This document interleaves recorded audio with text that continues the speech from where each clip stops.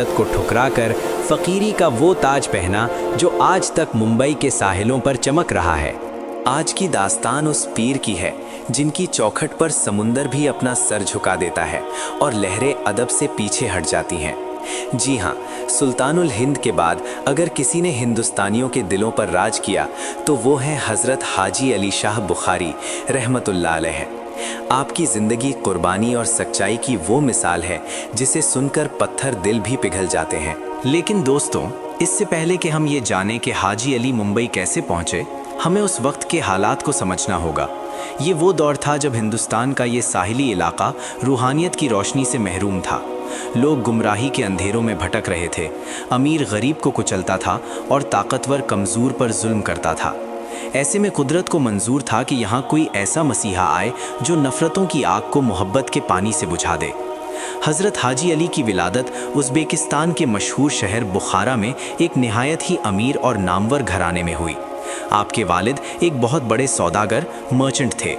बचपन से ही आपने वो दौलत देखी थी जिसके लिए लोग अपनी जान दे देते हैं। रेशम के कपड़े, सोने के बर्तन और नौकर चाकर, ये सब आपके कदमों में थे। लेकिन अल्लाह वालों की शान ही निराली होती है। इतनी दौलत होने के बावजूद आपका दिल कभी दुनिया में नहीं लगा। आप अक्सर अकेले बैठकर सोचते कि क्या ये ज़िंदगी सिर्फ दौलत जमा करने के लिए है। आपके दिल में एक अजीब सी खलिश थी, एक तलब थी जो बुखारा के महलों में पूरी नहीं हो रही थी।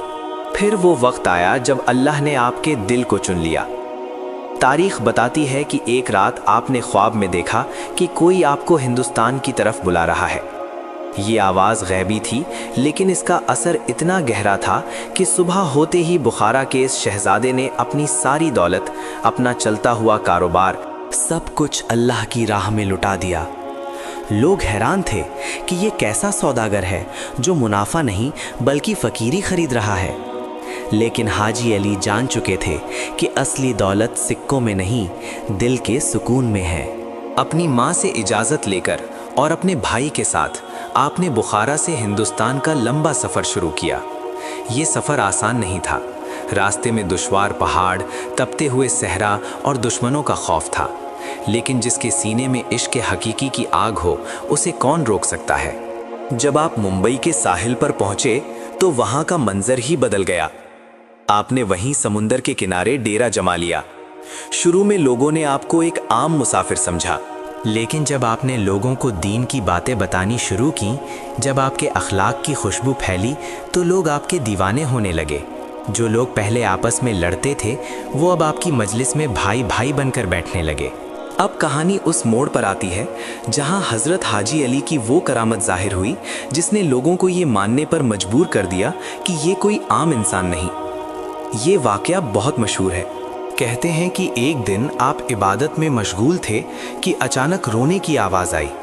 आपने देखा कि एक गरीब औरत जिसके हाथ में एक खाली बर्तन था, वो बुरी तरह रो रही थी। आपने वजह पूछी तो उसने बताया, बाबा, मेरे हाथ से तेल यानी ऑयल का बर्तन गिर गया और सारा तेल ज़मीन में जज्ब हो गया। अब अगर मैं खाली हाथ घर गई तो मेरा शौहर मुझे बहुत मारेगा। उसकी मजबूरी देखकर हाजी अली का दिल भर आया। आप उस जगह गए जहां तेल गिरा था। आपने वहां ज़मीन पर अपना अंगूठा थम रखा और हल्का सा दबाया। देखने वाले दंग रह गए। ज़मीन से तेल का फव्वारा उबल पड़ा। उस औरत ने अपना बर्तन भरा और खुशी खुशी चली गई। लेकिन दोस्तों, ये करामत दिखाने के बाद हाजी अली पर एक अजीब सी कैफियत तारी हो गई। लोग खुश थे, लेकिन आप उदास हो गए। आपने महसूस किया कि आपने ज़मीन पर जोर डालकर धरती को तकलीफ़ दी है। ये वो एहसास था जो सिर्फ एक कामिल वली ही समझ सकता है। कहते हैं कि इसी वाक़ये के बाद आप बीमार रहने लगे। ये वो एहसास था जो सिर्फ एक कामिल वली ही समझ सकता है। कहते हैं कि इसी वाक़ये के बाद आप बीमार रहने लगे। आपको लगता था कि आपने कुदरत के निज़ाम में दखल दिया है। यही वो दौर था जब आपने अपनी वफ़ात से पहले अपने मुरीदों को एक अजीब व गरीब वसीयत की। ये वसीयत ऐसी थी जिसने सबको हैरान कर दिया। जब आपके विसाल का वक्त करीब आया तो आपने अपने साथियों को बुलाया और फरमाया, मेरे मरने के बाद मेरे जनाजे को ज़मीन में दफन मत करना, बल्कि मेरे कॉफिन को समुंदर में बहा देना।